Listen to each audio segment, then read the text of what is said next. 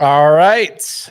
Thought we were going to get some changes today. We did not get any. We got Malik Collins at the podium and a couple of other guys, but we did not get any changes about the Texans offense, which led to a day of some entertaining speculation, some entertaining banner, and it also sets up a very interesting day tomorrow on Sports Radio 610, which is where you can hear me Monday through Friday, 10 to 2, Sports Radio 610 on the Odyssey app. Shout out to the Loopholes. If you listen, you are one. Tomorrow, Nick Caserio, he's going to be on with Payne and Pendergast, Sean Pendergast, Seth Payne at 7:30. Sure, he's going to get asked about Davis Mills. If not, the guys wouldn't be doing their job, and they always do. So they're going to ask that. And then speaking of Davis Mills, it's going to be a Davis Mills podium day.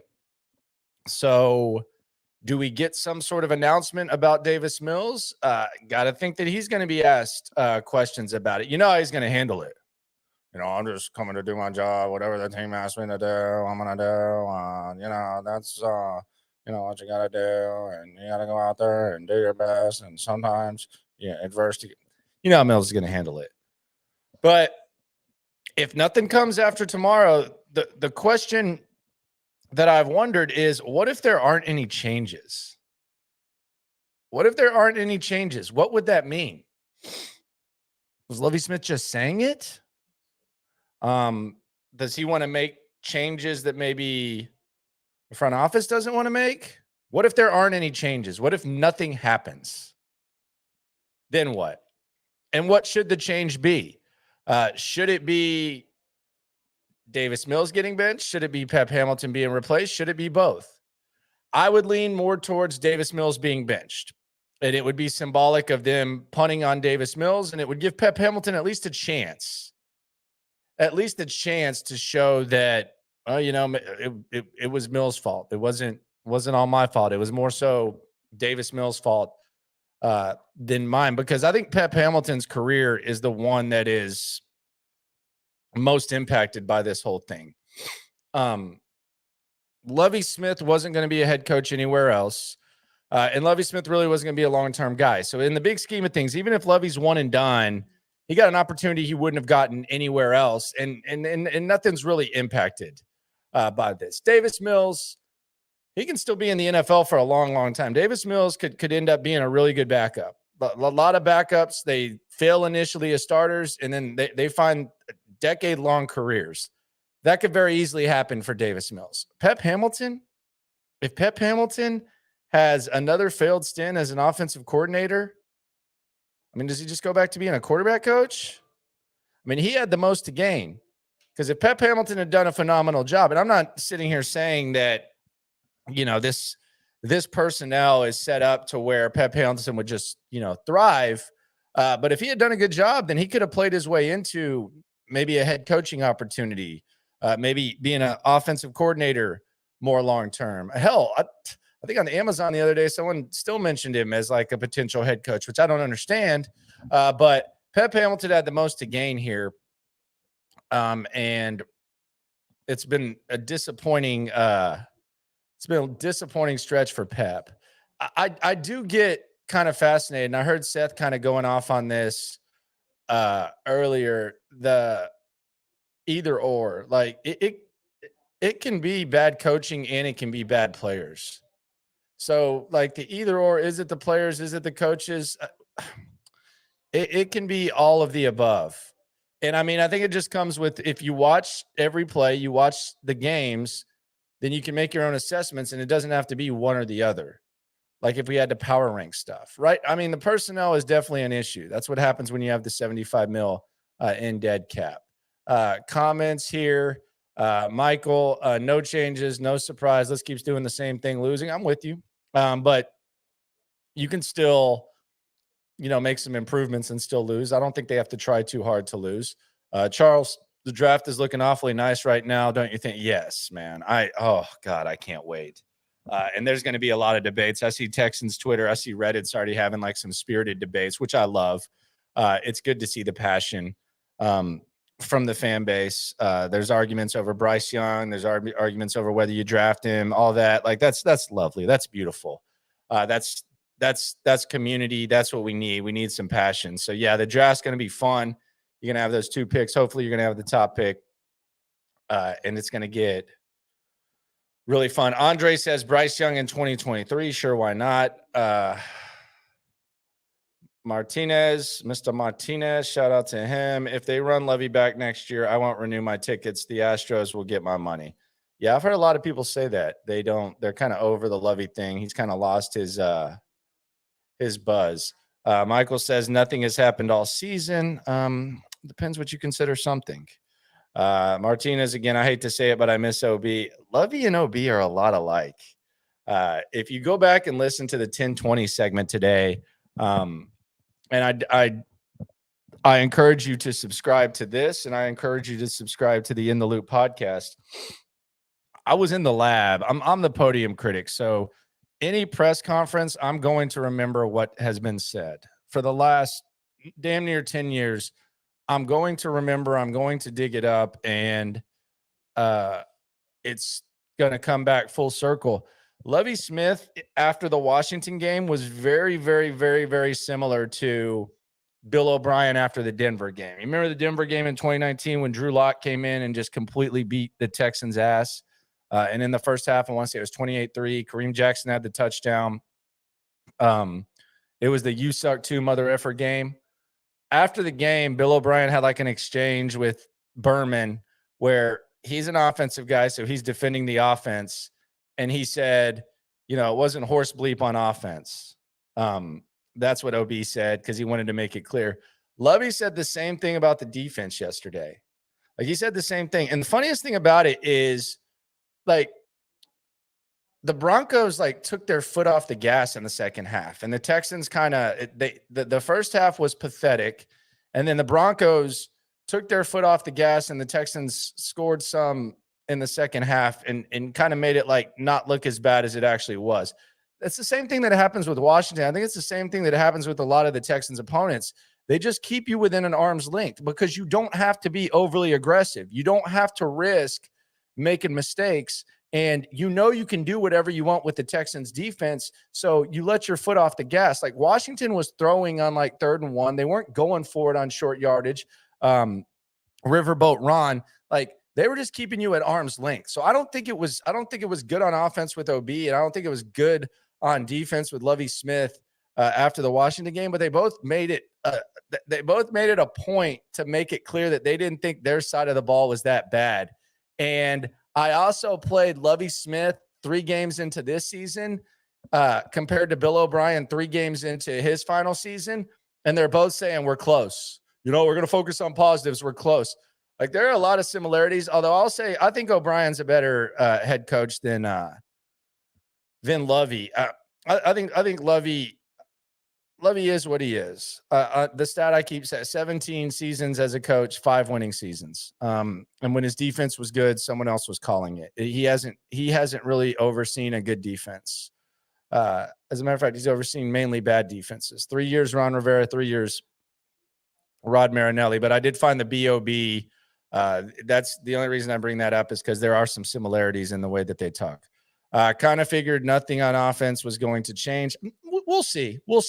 Maybe they wait till later to make the Kyle Allen decision. Although I do have a hypothetical that is funny. Have you stayed in touch with Arian Foster through the years? If so, it would be pretty cool to see him on your live chat stream. I think Arian was on with Figgy, my producer, Figgy Fig, best in the world at what he do. He's got the Barstool thing. Arian Foster just does his thing. I sat by him at Wade Smith's charity poker thing. Arian's just Arian, man. Arian does his thing. I think I saw him online arguing about Power Rangers or something. And he was on Gyms and Juice with Figgy. But no, I don't talk to him like that. Can they fire Lovey and not fire Caserio? What has he done to earn 3 coaches in 3 years? God, I hate this so much. Come on, man. Let's be serious for a second. Let's move the banner real quick. Let's be serious. I'm assuming that you've followed the Texans because you're on this stream. I'm assuming that you follow the Texans close enough to know what the situation's been like the last couple of years. I'm assuming that you watched what happened with O'Brien. I'm assuming that 2 years ago they didn't have a first or second round pick. I'm assuming that Deshaun Watson asked for a trade. I'm assuming that Deshaun Watson had the sexual allegations. I'm assuming that that they had $75 million in dead cap. And I'm assuming that now they have draft equity. They might have the number 1 pick and they might have picks later. So I'm assuming that that this year is much different than the last 2 where they had to significantly clean up a mess. Like I expect the national people to generalize this into, oh, you fired 2 coaches back-to-back years. I'm also assuming that that the appeal of this job, because of everything I just listed, is much different than when nobody wanted the gig. So I guess you brought in David Culley, and then you had all the stuff going on, so you brought in Lovie Smith. Like, come on. I mean, I'm hoping that the people who make the decision, the Cal McNairs and the Hannah McNairs, aren't sitting there just simplifying it into that. Although John McClain kind of does it too. But I mean, I think the mess has been pretty cleaned up in the last 2 years. I mean, the team sucks, but you can also make a case that winning 1 game right now is better than winning 4 or 5. You can make a strong case for that. I mean, would you rather be drafting 5th or 1st, 7th or 1st?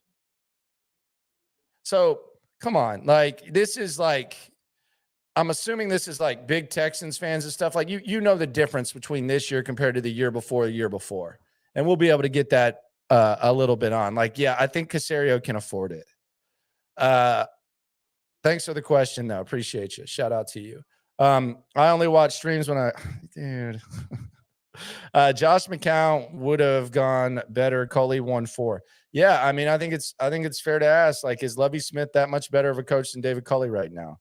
I think it's fair. Someone said the general makes him feel sick. Well, just wait. It's going to get even more exciting. Kyle Allen makes his first start versus Watson. That would be exciting. Stutes threw out that thing. Bring back Luno. Hell, bring him back for the Astros. Don't bring him back here. Bring back Luno for the Astros. Facebook user says true. Someone threw out something wild. What if Jeff Driscoll gets the start? What if they announce that Jeff Driscoll's getting the start instead of Kyle Allen? What I know that they would have had to leave him on the active roster, but what was wrong with the short yardage Jeff Driscoll stuff? Like, it worked. Weren't they 3 for 3? And it's just gone now? But what if they announced Jeff Driscoll's the starter? I said on air that if that happens, I'm getting the battle red Jeff Driscoll jersey. Promise you that. If it is Driscoll. Brown Chubby Bear, shout out to him. He's been having some good back and forth, some banner. Follow him on all social media. He's on everything. He's on the Reddit, all that. He's got his podcast too. They just had Vandy. He's been having like some good mills back and forth, which is freaking good, man. Like, that's why I like his. He's always got the well thought out posts, and there's some good banner. The one that really should be put on there behind is Pep. Even Lovey deserves 1 more year. Caserio definitely deserves to stay here. See, I wouldn't bring back Lovey. I just wouldn't. I think he made sense the previous year. I don't think he makes sense the next. And I don't think that you should put a hopeful franchise quarterback, depending on where they draft one, in position to where you basically have a coach who's not the long-term guy, no matter how you feel about it. But we can cuss and discuss that. We can fire every coach until we get the right one. Yeah, just churn the coaches. Like, churn the bottom of the roster, just churn the coaches and figure it out. It don't matter where you draft if coaching ain't good. That is a chicken or egg, very, very true, front runner. I throw my TV out the window. Texans are liable for anybody it hits. Good luck with that in court. Bobby says, yeah, we need more Drizzy Cat. Yeah, sure.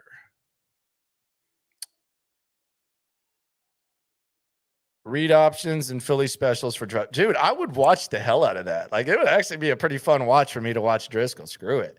Let's just go out there and just let him leave it out there. Bring back Dave Ragone. Now you got jokes. It wouldn't surprise me if we were still thinking if Jeff starts. Dude, if Driscoll starts, man, sign me up. I swear I'm getting a battle red Driscoll. Promise. 100%. 100%. I'll wear it in the damn press box.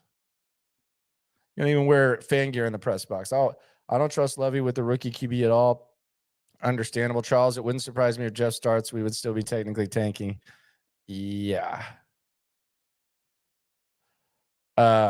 What job should Lovey have after this season? I don't know. That's been another conversation. Like, do they do like the Lovey? Do they do like the Lovey Smith, like Romeo Crennel thing where you get a job with the organization? I don't know. I mean, I don't know how much longer Lovey wants to coach. He seems fine. He's young. He's in awesome shape, better shape than I've ever been in. He's jacked. I don't know what Lovey does after this year. I dang sure don't want him coaching my defense. Promise you that.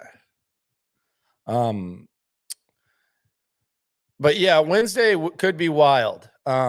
Nick Caserio in the morning, and then you'll have the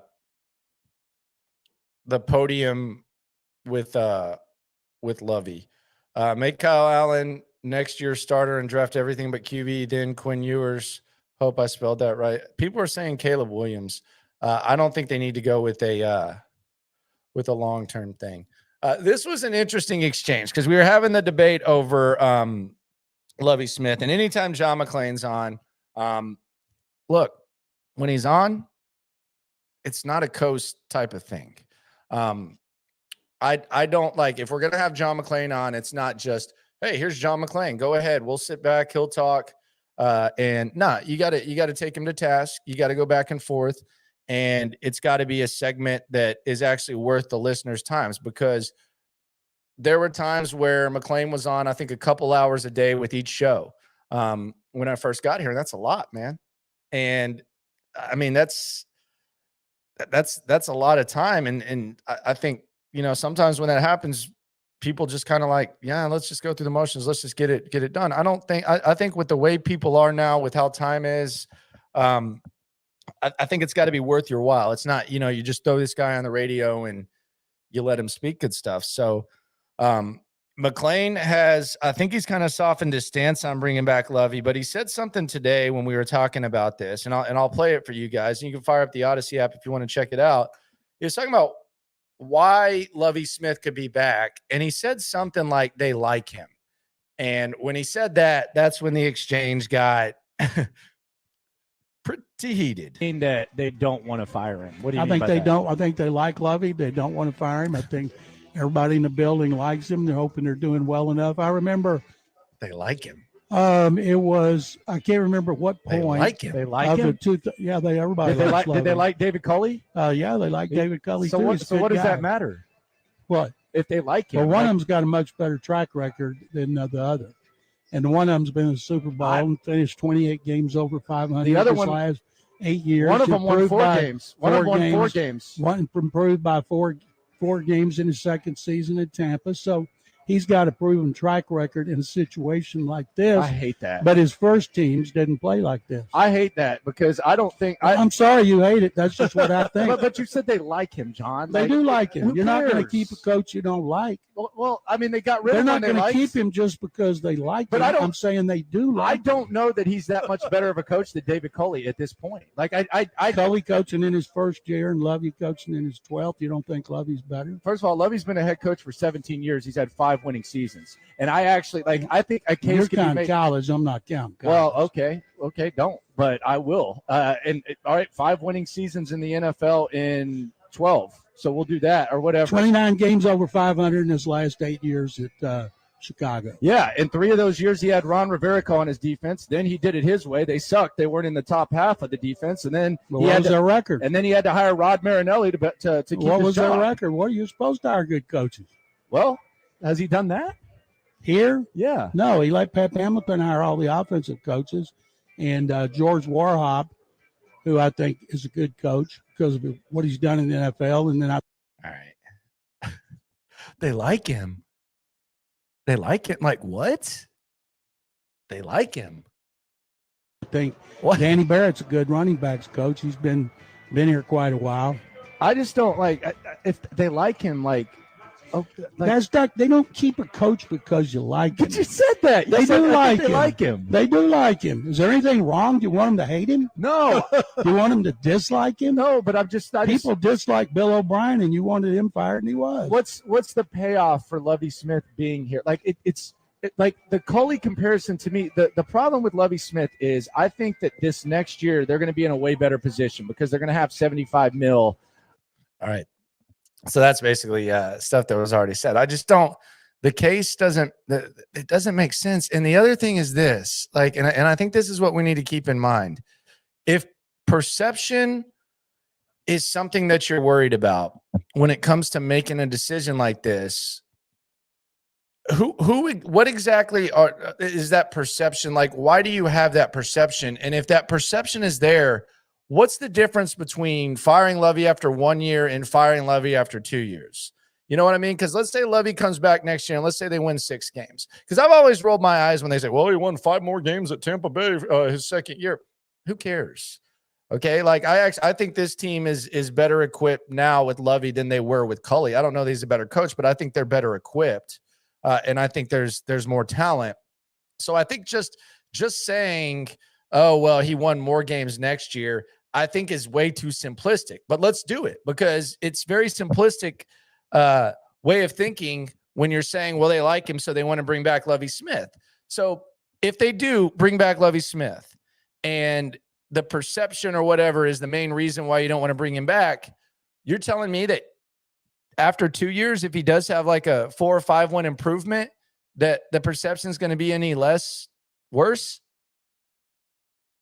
Furthermore, like, what about the consequences? What if you do draft a quarterback? And what if you're already just, you know that this isn't going to be the long-term solution and you put the quarterback in that situation? What about the consequences?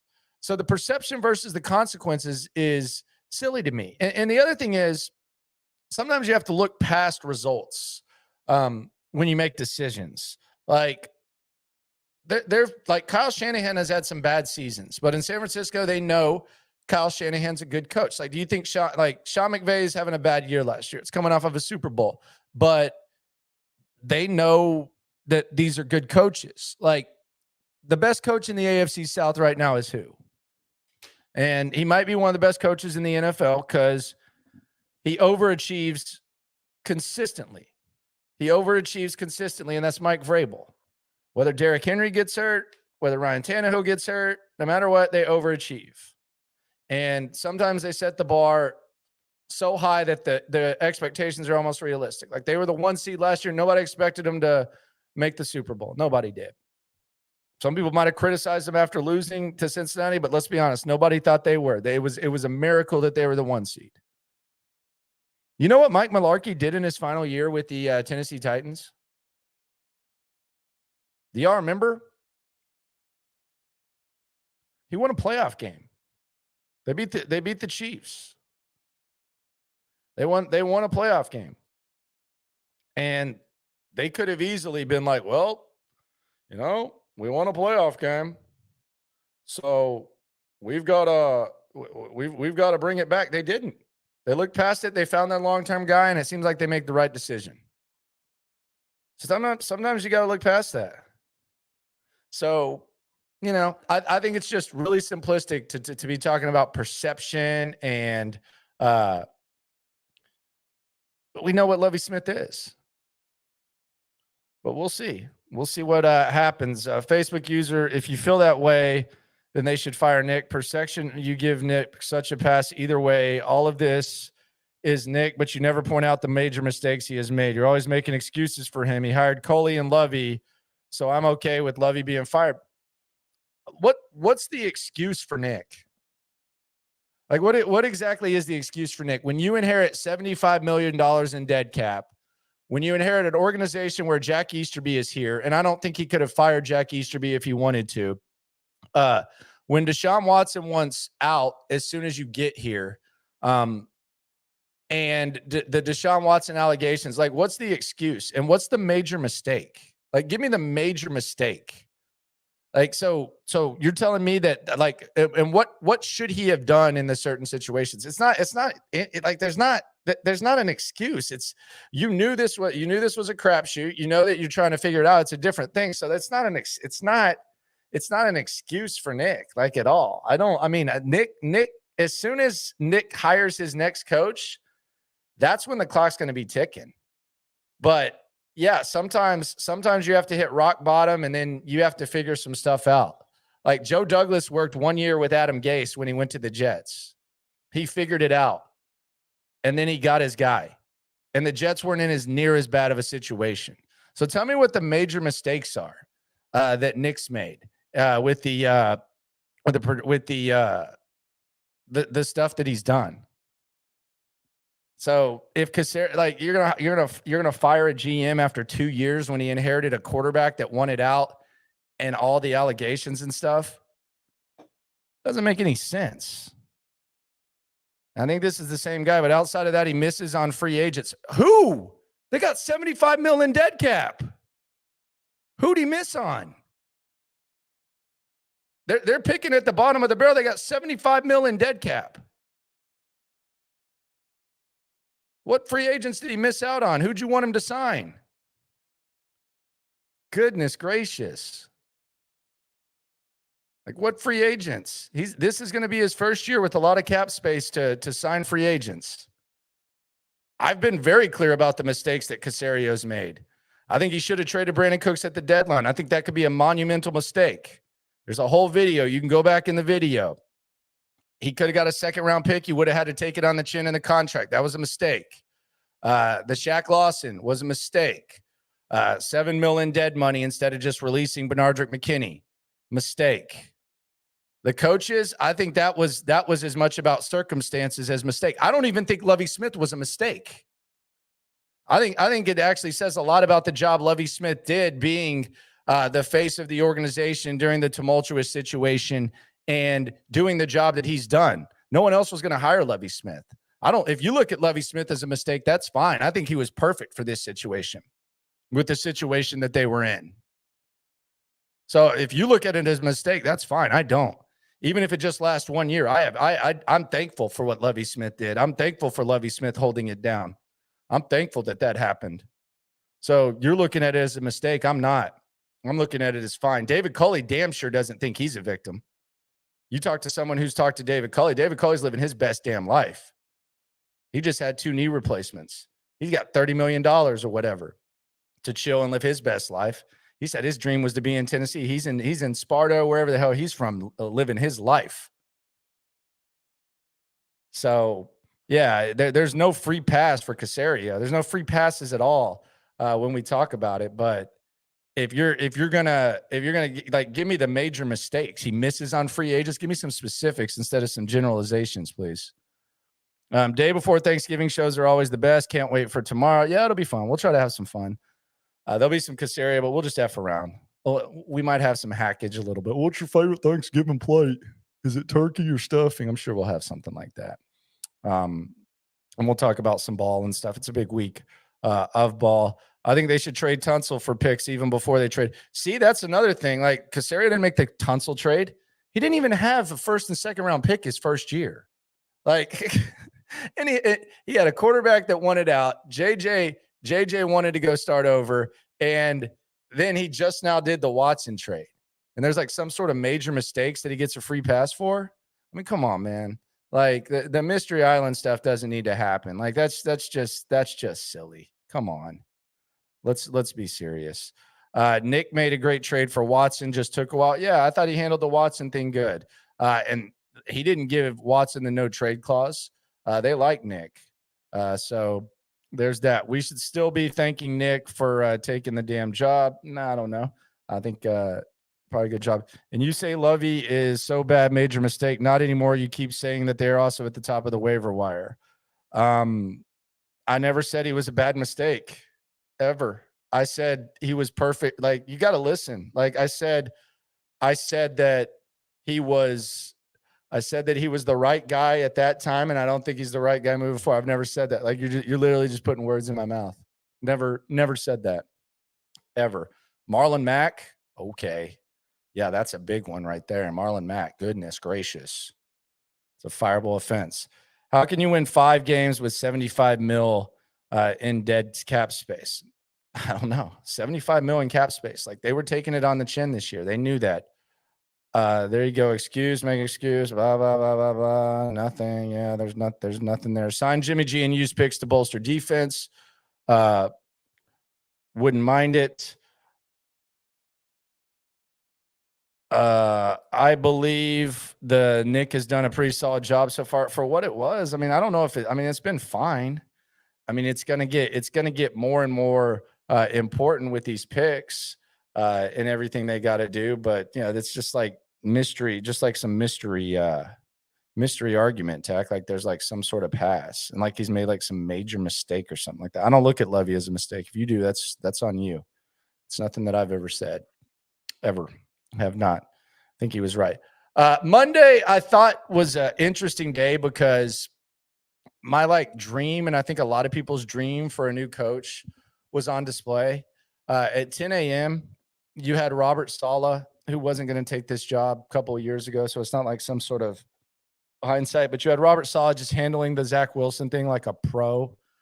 Just the ultimate example of accountability. And it's not the same situation as Davis Mills, so I'm not really going to compare it. Although, you're benching a second-year quarterback, yada, yada, yada. You've defended him, and now you're there. But just Robert Saleh is just like the ultimate pro to me. He's the kind of guy that you want to oversee your rebuild. He's an unproven coach. I think he's still growing as a head coach. And I watch Robert Saleh talk, the way he handles the New York media and the way he handles everything. I'm just like, man, I want someone like that. And then I realized, oh, wait, DeMeco Ryans, he studied under Robert Saleh. I want something like that. Then I turn on Monday Night Football. I watch the San Francisco 49ers. They win another division game by 15 or more points. Every one of their division games, they've won by 15 or more points. And I see DeMeco Ryans doing his thing. Got to have that, man. Got to have that. Got to have that. And someone's bringing up they never interviewed Saleh. Saleh wasn't coming here, bozo. Like, come on. Like, you're on some island and you want, like, for some reason you want Caserio to be like, you want Caserio to look silly. And I mean, he's gonna look silly if this doesn't work out. The Culley thing was another one of those situations where you weren't going to hire anybody. Who'd you want him to hire? Like, realistically, who did you want them to hire? Would the Texans have been better off hiring someone and winning 6-7 games or whatever the next 2 years? Or are they better off right now? Like, in the big scheme of things? You tell me. I don't know. I'm just glad there's still some fan passion left. That's what I'm good. How do I know? Goodness gracious, dude. How many people do you talk to? Zero. People weren't taking the job. Saleh wasn't taking the job. That's how I know. He wasn't taking the job. They knew that. You think he would come here instead of the Jets? Now you're just arguing with yourself, sir. All right. Subscribe to the channel if you haven't. And listen tomorrow on Odyssey, 10 to 2, Monday through Friday on Sports Radio 610. It's going to be a fun one. It's going to be a fun time. And remember, no matter how dumb people are, no matter how frustrated we get, we are in this together. I won't say trust the process, though. Later.